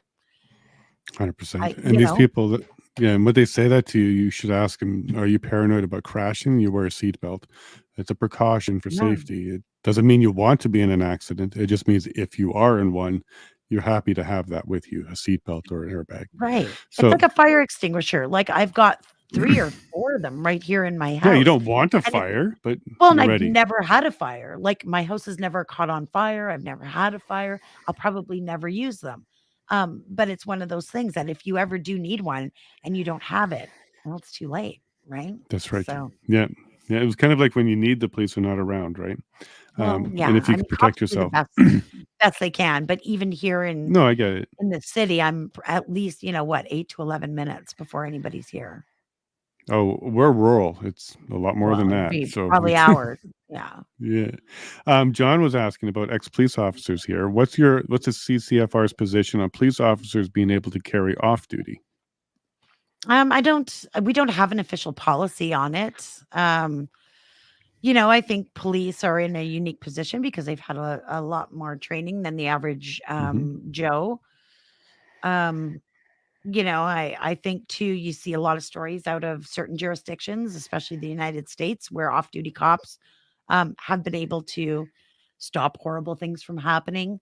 Um, I even think there was that story. There was a he was a Wilson actually, and there was a church shooting that was about to happen, and he shot him. He's running for office now, but I mean, the Texas, I think. CCFR doesn't have an official position on it. But I personally, I I would support it. But then again, I would also support extra training and carry for individual licensed gun owners as well. Well, that might be a step towards open carry. Start with police officers while they're off duty. They can open carry. And then the next one will be like security, or just keep those steps going until it gets to everybody. That might be Yeah. where John's going with that, because that might be an easier argument for society to accept. Is off-duty Absolutely. police officers. Yeah. Yeah. Uh, He's totally right. And then Jason asks, what constitutes an antique firearm? Not just old, but there's an actual definition for it, right? Yeah, it's pre 18 something. Like it's an It's an 18 something, 1897 or 18 something like that. Yeah. Yeah, like it's a date, and of course, you know, it would not be anything modern. So these are like flintlocks, like stuff pirates used. You know, like, yeah, it's nothing that anybody would have now. Well, some people still have them, obviously, but yeah, it wouldn't be anything like in my collection, that's for sure. But yeah, they're like historic antique firearms. Yeah. It talked about getting through your safe and loading your ammo and unlocking it. But if you have a musket, you got to pack it and get in there as the your guy's lead running ball towards and you. your powder. Just hold on. Let me get the flint. Hold on. Now, I guess it's not like cars, because antique cars, I think it's like 25 years ago. Oh and yeah, no, before. this is So there's not a range like that. It's 18 something. Yeah, I believe so. Yeah, it's considered. If somebody knows in the chat, go ahead and throw in the chat, and we'll try and get it on at the end here. Mr. Awesome has an awesome name, and he's asking, can the CCFR list some accomplishments? Yes, I'm happy that he asked that, actually. I've got my phone here. Well, that's why we call him Mr. Awesome. Mr. Awesome, you are awesome. That is a great question. So we've actually, you know, people ask us this quite often, and we wanted to be able to sort of keep a running tally. So on our website, firearmrights.ca or ccfr.ca, you go to this button at the top that says why join. I'm clicking it right now. And it's got a little introduction to the CCFR. And then it's got 2 divisions. So since the CCFR started, we were founded in 2015. Everything we've done up until the May 1st, 2020 gun ban. So it's got a massive list. I'm not going to read it for you because we don't have time, but I'm going to scroll to since the May 1st, 2020 gun ban. This is what we've done. And there's tons I'm going of to put it on stuff screen here. for you. Yeah, like there's a ton of stuff. Developed gundebate.ca. Yeah, you're on it right there. So scroll down a little bit. Introduction is okay. Go back up a little bit. Well, yeah, you see how big that These list are is? all of them. Okay, wow, look at that. Scroll down to Yeah, see what and then we've you done. can hit that red scroll down to see what we've done since the gun ban. We've got our massive federal court challenge. That's a $2.2 million court challenge. We did a massive, like almost $250,000 media campaign. We had a 2-part TV special on Wild TV. We actually have a bi-weekly show right now on Wild TV. We've sponsored multiple documentaries, town hall meetings, over 200 media interviews, partnered with Jim Shockey, multiple TV shows. I'm going to skip through all that. So Mr. Awesome, they're doing a lot of stuff here. Ads, Yeah, court injunction. Here we go. Some legal stuff now. Yeah, we hosted the largest firearm rights. I don't want to call it a protest. We called it a march. This was September 12th, 2020. So in the middle of the pandemic, and we gathered 5,000 gun owners on Parliament Hill and did a march all through the downtown core. That was the biggest gun, rally since the 90s. We filed court injunctions. We created a tool back when the Liberals were talking about doing, cities or provinces could ban handguns. We created a tool and went around and helped municipal councillors convince their council not to ban handguns, which was very good idea. We held a seat on the Mass Casualty Commission, which is the public inquiry into the Nova Scotia shooting. So Rod testified there. We did a massive billboard campaign. That was crazy. We had 66 billboards. We did a huge election project. We invested about $250,000 in that. And then we did a pamphlet project for that too, where I literally got in a van. I spent 16 days living out of a van, and I hand delivered 260,000 copies of this liberal failure brochure, which was hilarious. It looked like, a meet your liberal team. it looked kind of like liberal propaganda, but when you opened it, it was pages of all their corruption and failure. And yeah, it was great. So we went into very key ridings and hand That's delivered cool. that to voters. We've got the biggest gun related podcast in the country. We've developed National Range Day, massive social media. We created an entire playlist for all the committee meetings dealing with C21. What Boy, that's else gonna we be a got? long watch, isn't it? It's not like the like a movie. That's gonna be a long watch. Oh yeah, yeah. Now I saw the Yeah, and provincial support here. it goes on and on. So, you know, Yeah. I know it's frustrating for gun owners because basically we've only ever existed under a hostile liberal government. So it's like, hey, CCFR, you know, we had a AR ban, and then we had a handgun freeze, and then we had C21, and we almost had a hunting gun ban. Like, how is this happening under your watch? And it's like, whoa, hmm whoa. You've got groups that have existed for decades under friendly conservative governments. You know, we've never had that luxury, right? We've only existed in this hostile environment. And I'll remind everyone, the government hasn't picked up one single gun. You know, they're banned. My AR-15s are Right. banned. They're right here in the cabinet. You know, like we've still got our handguns. We've got the amendments removed, not just us, but everybody in opposition together. We're able to Right. get those bad amendments removed. So it's like holding back a tidal wave. I don't know that we can win. I can't promise anybody anything. But I'm promised that we're going to make it as difficult as possible for the liberal government. And should we get a friendlier government in power, it's not like it's time to sit back on our, put our feet up and eat some bonbons. Then I got to be hanging off their neck, trying to do the best we can to roll some of this stuff back. So, yeah, I know And maybe take some opportunity to put some laws in that actually stop it. So maybe next time it'll be more yeah, difficult, because property rights is something that needs to be really addressed, I think, once and for that all. that needs to be codified better in our charter. And hopefully this court decision, when it comes back, I know the Liberals are worried about it because their legal team has asked for the judge to meet with them before giving the verdict. But I think property rights in Canada, like this, it's not even about guns at this point. It's the fact, can the government just do this to you with no legitimate reason or evidence or anything that says that this is gonna have a positive impact, right? They're just Right. doing it. Well, I'm going to warn people, if you don't stand up for guns now, 10 years from now, it can be your internal combustion engine vehicle. It could be whatever they deem to be not acceptable anymore. Oh And yeah, then, they're yeah, they're eyeing going to start coming for they're that. like all you Alberta friends, they're already eyeing your pickup trucks, your SUVs. Nobody So needs they want our that. trucks and guns, and they're going to have to come get it. Yeah, that'll be a That's good all I can say. time. Yeah. Now I saw that you support provincial governments, which is good. And Yeah. we just kind of got a new UPC government in with Danielle Smith, and Yes. she's talked on this subject a little bit. Are you Yeah. guys working directly with her at all, and the Yeah. Sovereignty Act and stuff like that? Well, in fact, Alberta, just before the Alberta election, former public or Minister of Justice Tyler Shandro, excuse me, he put forward the Firearms Act, and it passed, the Alberta Firearms Act, and that has protections built into it to protect Alberta's gun owners. They also Mhm. intervened on our federal court action. So Alberta said, you know what, CCFR, we're coming to court with you, and they did, and it was fabulous. Nice. So Alberta's all in for gun owners. If you are an Albertan gun owner, you are very lucky. This province is really looking out for you. They also put in some preventative measures.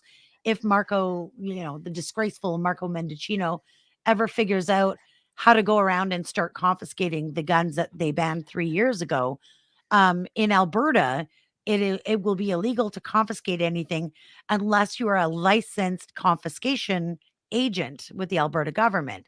And the only place you can get that license is from the Alberta government.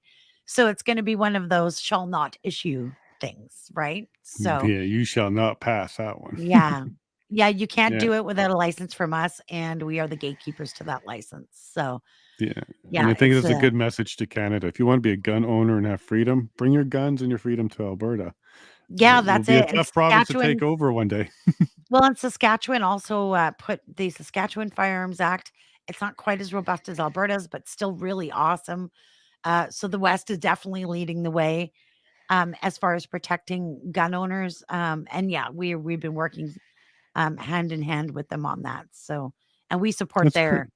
we appreciate their support with the court challenge because we had originally asked each province to intervene when we first filed, and that was back in the Jason Kenney days, and we Mhm. never heard back from them. And then, yeah, Danielle Smith, got in power, and next thing you know, Tyler Chandra was right there with us. So, yeah, That's good to hear. I'm yeah, happy about that for sure. So Section 91 and 92 of the Constitution, you're familiar with those. So 91 is the federal provisions, and then 92 is provincial. There's nothing in 91 that gives them the right to regulate guns, is there? No, I don't believe so. And that was part of our court challenge. Is Hmm. there's a part that even says I don't know if it's in the Firearms Act or the Criminal Code, but it talks about what can be a prohibited firearm, and it said that something that can be used for hunting cannot be prohibited. So that was part of our court challenge is or reasonable for hunting, right? Well, who decides what's reasonable? And I mean, I think the idea that we've been using them since before Confederation means they must be reasonable, right? Right. So yeah, I have a good feeling about the court decision. It should be forthcoming anytime. It's usually about 1 to 6 months to get a decision out of the federal court, and our hearing was mid-April. So anytime Soon. now would be great, preferably before the House comes back in the fall. But The House or the Senate, or both. both, yeah, Okay. both, because it would be lovely to have that decision ahead of time. And who knows? I mean, I there's no guarantee, of course. I can't speak for on behalf of the judge. But I think we got it. I think there's a good reason You're why the excited? government's terrified. Yeah. Yeah. So that would be a good step forward for sure, because then it saves those guns. So that will get rid of the order in Yeah. cabinet, right? They'll get rid of that one, Yeah, the ordering and that's council that banned the AR-15 council C. as well as 2,000 other models, like I do have hunting rifles that were banned in that ban. So, yeah, we'll see what comes of that, but I have a really good feeling. And at first I wasn't so sure that that was the right thing to do, but yeah, it was well worth the $2.2 million. And even if we don't get a favorable decision, we'll appeal it either way. I'm sure they will too. Like I said, it's never going to be over, and there's no such thing as evergreening the law. So Right. there's no solution to this fight. It will always exist. I wonder if that will help the Senate take a second look on Bill C-21 if you get success there. If I would there's assume success there. yes, it would absolutely do that. And I think it would also um, have a bearing on the fact they used an OIC to freeze handguns to begin with. That should have followed the proper parliamentary procedure and let, dangerous democracy take its course. Mhm. However, they couldn't wait for that and just used an order in council. So I'd love to have that one struck down too. Mhm. Great news. So we'll keep an eye on that one, and then what Alberta and Saskatchewan are doing. So are you working with the other provinces as well, maybe Manitoba, to also Yeah, bring New some of this Brunswick stuff and forward? Manitoba and even the Yukon actually are all opposed to these gun bans, the handgun freeze, are opposed to all of that. um, you know, uh, Doug Ford here in Ontario, Hmm. it is a conservative government. Doug's in one of those positions where he's sort of beholden to the voters, and Ontario's weird. The major cities are quite liberal, but basically the entire rest of the province is very conservative. There's a lot of Right. rural Ontario, right? So although Doug Ford doesn't support gun bans, I don't think he's going to necessarily do anything about it, or he doesn't support them, and he said as much. And I believe him. I know Doug, and he doesn't support that stuff. But is he going to go out of his way or stick his neck out in order to oppose them? Probably not. He wants No, to he be seems to be reelected. getting That's always he the seems to goal. be getting softer the last couple of years, so I doubt it. I Yeah. really doubt it. Well, he's We winning did big look up. majorities, right? So he wants to keep that going, right? Yeah, he's keeping Toronto very happy, isn't he? Yeah. 1898 and before. So this is Yeah. off the RCMP website. Yeah. So we 1898. bring So those are old guns. 1898. Yeah. So we promised to let everybody know the date. There we go. John had another question for you. Boy, this guy's Sure. on top of his questions. Question for Tracey. Has the CCFR done any research on where exactly in Canada these ghost guns and illegal firearms are coming into the country and being sold from? Any thoughts? So are there some Yeah. hotspots on the borders? Yeah, absolutely. And this is sort of a contentious issue. And this is why I think the Liberals are also reluctant to do anything about it. It's actually a well-known fact. It was discussed in C21 testimony. They had a lot of law enforcement come and testify, and the Mhm. law enforcement said that a lot of the weak points on the border, they are coming through the reserves. And Oh, wow. Okay. I can see why it's sensitive then. yes, so it's Mhm. very difficult because RCMP and CBSA, who are responsible for that, it's very difficult to, go into a reserve and do those things. At the same time, you've got Indigenous folks living in reserves who are sort of a victim to some of this crime that's happening through their area The and community. Yeah. their communities, and it does put them all at risk as well. So, um, I think what it would take is for a government to be brave enough to work with Indigenous communities, Hmm. with Indigenous law enforcement. Um, you've got to collaborate on these things because you can't just storm in there and, start being heavy-handed. So, I don't think this government has the backbone to do it. So it would No. require an election to solve those problems. Um, and then like there's other ways that it gets in. There was the story here in Ontario where somebody flew a drone literally across the river from the States over into southern Ontario, and it had like a Loblaws bag. The drone was carrying it, got caught in a tree and got caught up. And the homeowner was like, "What the heck is that in my tree?" And he went out with a stick or a broom or whatever and pulled it down out of the tree. And it was a Loblaws bag with 9 handguns in it. Well, at $5,000 to $10,000 a piece, that was a good Yeah. find. So they're flying them across, like, there's a guy Yeah. who's been caught with 40 of them in his gas tank. Like, they come across all kinds of ways. I think one of the harder ways to catch them is through the reserves because, of course, you've got, um, different jurisdictions that law enforcement Hmm. can go into and can't go into.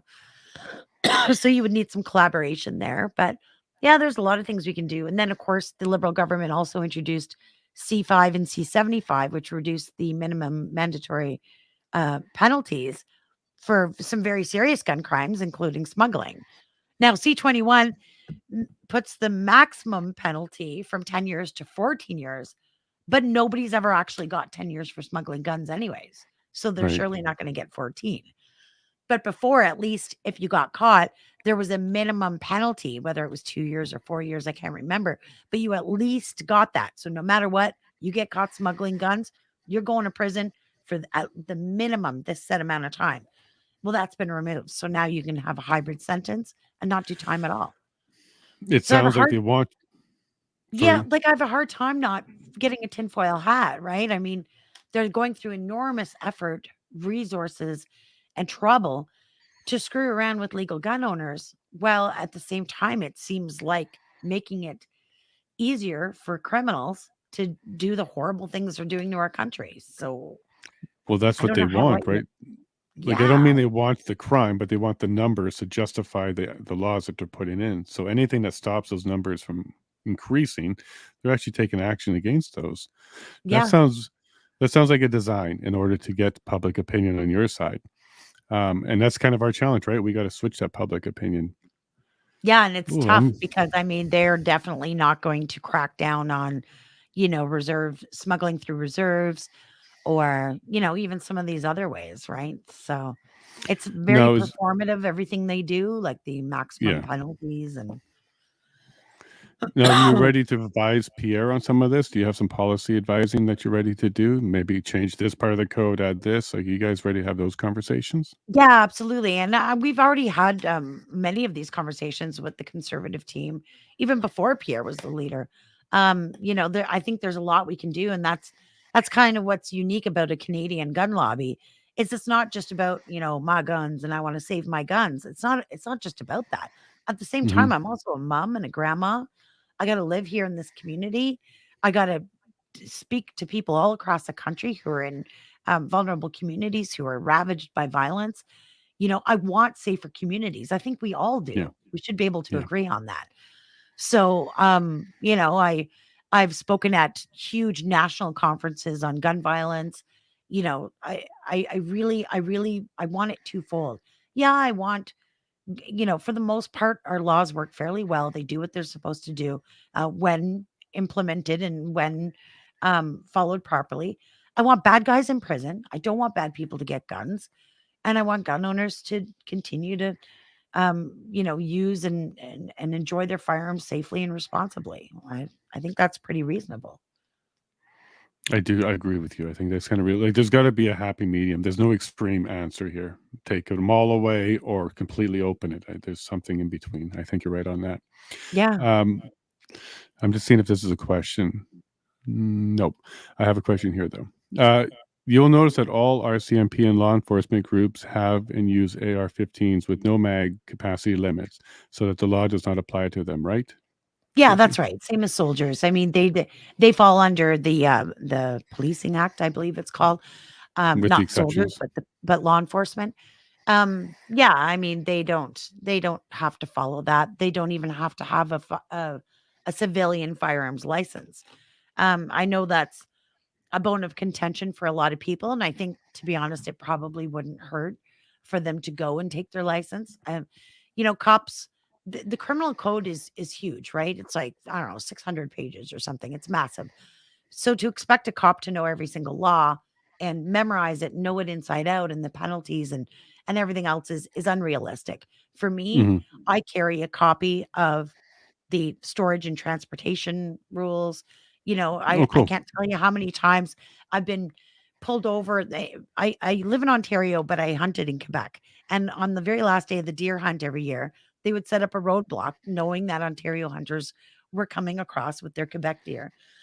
And they would stop and make sure you had your license and all your stuff. And I got no problem with that. But they would always say, "Well, do you have firearms with you?" And I'd say, "Well, yeah, of course I do. I was hunting, right?" And they'd say, "Well, do you have them in cases locked up?" And it's like, for a non-restricted firearm, in transport, they don't need to be locked, right? I'm transporting them.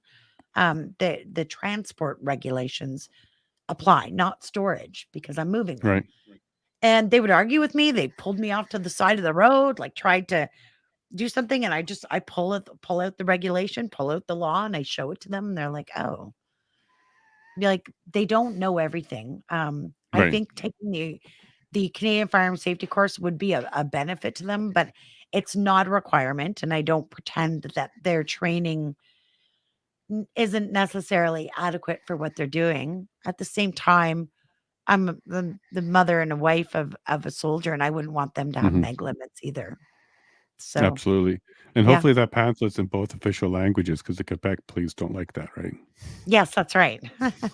Yeah. And if it's English, they won't read it. We only No, got they 2 more won't. questions left, and then I'll let you go if you don't mind. Okay. Azario asked, any thoughts on RV kill? It's Kill? Kill? Is that pronounced kill? I'm not familiar with it. All right, there you go. No thoughts, Azario. No thoughts And on it then, because I don't know.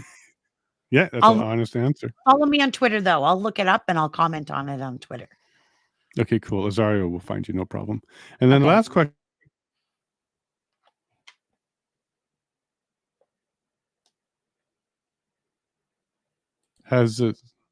Sorry, I got lost there for a second. Is there No a direct problem. link between liberal-run cities and increased violent crime?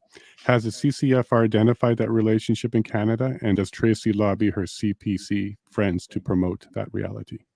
That's actually a project that we are working on right now. And it's actually the Conservatives that suggested it. Is we started looking at, and you'll see on Twitter, I often talk about a lot of these criminal gang-related targeted shootings are in liberal ridings, right? And there's absolutely a link there. I don't think criminals would support liberals simply for the reason that it means less sentencing, less penalties. They're soft on crime, hard on gun owners. It's very different than a conservative government, which is traditionally tough on crime. Mhm. So yeah, that is something that we've been pointing out is the majority of the gang related, especially shootings, are absolutely in Liberal ridings. And of Mhm. course, they have all the Toronto ridings. So all the gang violence in Toronto is in their ridings. So yeah, it's something that we will absolutely be trotting out at election time. 100%, because they're not going after those guns. They're going after the guns outside the city. They're going Yeah. after the guns that aren't involved in any of that. It's ridiculous. And Azario just kind of let us know that the RV kill is about a guy who shot someone breaking into his truck. So if you haven't heard about it, maybe you'll look into that. Oh It yeah. might Well, be. I'll read about it. I mean, I think we talked earlier about my personal feelings. The CCFR doesn't have a position on it, an official position. Um, I've got my own feelings about it. I take some flack for that, and that's okay. But I think I kind of explained my feelings on that. Mhm. At the same time, I've heard about people, carjacking vehicles with babies in it, and oh man, that's just yeah. There's nothing I wouldn't do to protect my kids, right? Yeah, and Edmonton's Mhm. getting pretty rough. Vancouver's in dire straits right now, and Toronto's not looking like it's going to get better. So I think we should take gun crime seriously and stop making Yeah, criminals out of gun owners. It's ridiculous. I Well, agree. Tracy, yeah, and well, you got the last word now. If you want to go ahead and say something to Canada, maybe encourage them to go and join you, go get their pals, do something else. Now's a good time. Yeah, I mean, for everybody out there listening, if you're a gun owner, we could really use your support at the CCFR. You don't even have to be a gun owner. You just have to Right. you have to Support support the gun property mission. rights and just, good versus bad type thing. Um, and I think at the same time, it's important for gun owners or people who care about this issue to reach out to the senators over the summer. Just because the Senate has risen doesn't mean they're not supposed to be working. In fact, they're Right. supposed to be working in their constituencies. So I would love for them to come back in September to not hardly being able to open their office door because it's so jammed with letters. I know people say writing letters doesn't stop legislation. No, it doesn't. But they sure take a look when they've got to sit down in committee and study a topic if they receive thousands and thousands of letters on that issue. Silence is sort of mistaken for support. So if you Hmm. don't speak out against it, they think, well, Canadians must want this. Nobody's complaining. So, Yeah, no, I'll that's be a good point. working on some letter writing campaigns over the summer. Follow me on Twitter. We'll put that out and we'll see. We're going to try everything we possibly can, and even things we don't think are possible. We're gonna do everything. We promised gun owners we'd do everything, and we meant it. Well, some good news is Senator Tony LaFretta. Freda, you know who that one is? Yeah, Yeah. He's agreed to come on and talk about C-21 in August. So before they excellent. go back into session. Yeah. That's So great. I'll let you know when he's confirmed that, and then we'll have a conversation with him about that before they're back in session. Perfect. I'll be sending my questions. Please do, and if you want, maybe I'll bring you in to ask a couple. Yeah, sure. I'd love it. Okay, well, thank you very much, Tracy, for your time today. It's been a wonderful interview. I learned a whole bunch. There's some stuff I didn't know about C-21, and now I do know. And I'm Yeah. really excited to hear back from that Court of Appeals for you. So you're thinking any day now we can be getting some Any news on like that. it could be any day. Yeah. Yeah. Well, you Anytime. make sure you let me know. I'll break it as well. I'll let people know as soon as you know. Awesome, for sure. I'll be screaming it from the rooftops. So, yeah. Awesome. I'll be listening for it over here in Alberta. Thank you so much. Okay. Thanks so much. Thanks, everybody. Take care. Thank you, Tracy. Bye for now. There we go, everybody. That's Tracey Wilson. Wonderful job. She gave us all the answers we were looking for. She gave us her honest opinion on how she felt about stuff. And then she also gave us the CCFR's opinion. It's not always the same. She's a mother. She cares about people. And she does think that there should be some types of regulation just for safety, but don't go overboard when it comes to property rights. She's excited about Alberta doing what they can. I'm good and excited about that too. And I was very happy to hear that Alberta is taking the initiative to go ahead and fight against that. It's good to hear Saskatchewan's kicking in as well. Manitoba, Yukon, and I think she said New Brunswick might be doing something as well. If we can get all provinces fighting against this, property rights could get back to the provincial level, and we can take it out of the hands of the federal government. That would be a really good start to this particular problem. Well, how did you guys like that interview? I was looking forward to that one for a while. I've been trying to get Tracey on the show even last year when I first met her. When I first became a candidate, she's one of the first people that reached out to me and said, hey, you should talk about property rights. It's an important issue and people need to know about it. And that's exactly what we've been doing ever since. So thank you for that tip there, Tracey. And thank you for coming on the show. Now, I do have to go. I'm already at the 2-hour mark. And I'm less than an hour away from the big next interview at 7 p.m. Mountain. And that's with Eva Chiptrack. Oh, I'm not horrible with names. You guys love me, but I'm horrible with names. Where is she now? She's right here. Eva Chipuk. And her client, Carrie, will be on as well. So this is a vaccine injured person, and she's going to come on and tell our story. I hope it doesn't get us into any YouTube trouble. I've given them the heads up that if it's going to get it to vaccine chat, I can turn off the YouTube stream. But in either case, do check in just under an hour. I'll be right back with this. I'm going to go eat, and then I'll give you the 4th show of the day. That was 4 shows today. So yeah, I'll look forward to seeing you in a bit as we break some news. So thank you all very much. You know how I feel about you guys. I love you all. Stay armed, protect yourself with your guns in the right way, lock them away, keep them safe, and let's not be the reason why the Liberal government can come after our guns. Let's just keep giving them the reasons why they shouldn't. We're responsible gun owners. So thank you all very much. I love you all, and God bless.